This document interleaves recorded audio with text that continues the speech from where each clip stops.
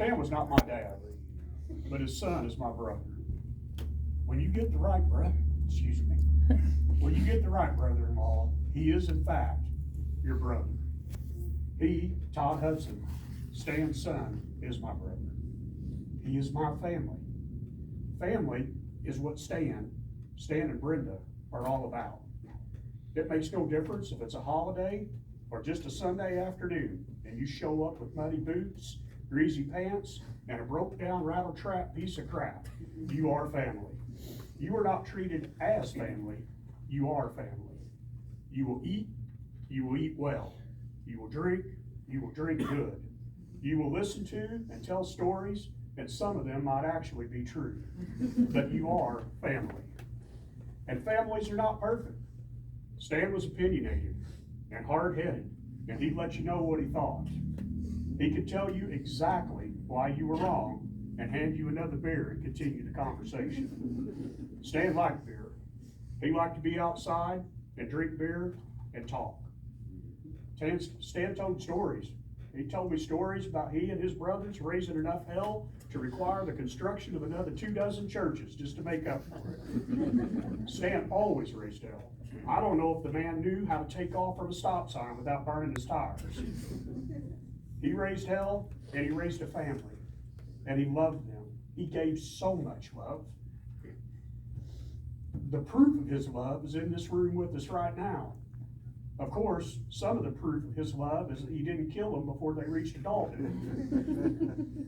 You know, when my sister reached the age where boys piqued her interest, I told her, I said, you can date any boy you want, just not Todd Hudson.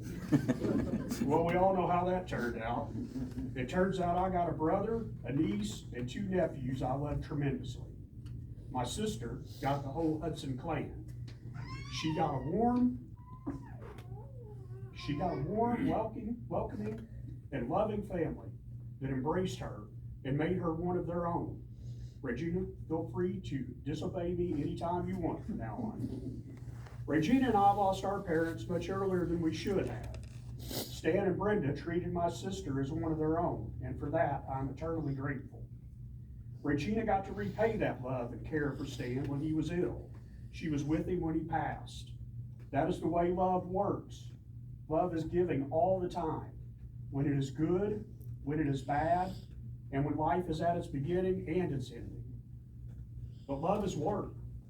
Love is work, and Stan worked hard.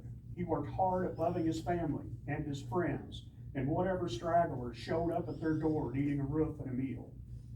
Stan worked hard, and he knew how to fix things. If you could articulate the problem to him, he could give you a solution. I will miss the advice he gave Todd and me when we were stumped on mechanical problems. Stan was a hard-headed man, and he was a hard worker who loved and gave love just as hard as he worked and just as hard as his head was. I'm not a religious man, and I'm not qualified to speak on matters of theology. But I heard a beautiful line once from a man, a preacher, who was qualified. He said, we sometimes misunderstand the miracles of God.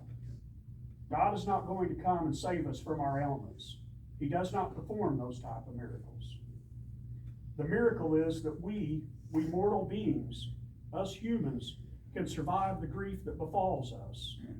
The miracle of God is that we carry on when grief is so great. That miracle is happening now because of love, the love you all have for one another and share with each other, just like Stan did, just like the love he left you to have the strength to carry on and to continue to love each other. Thank you.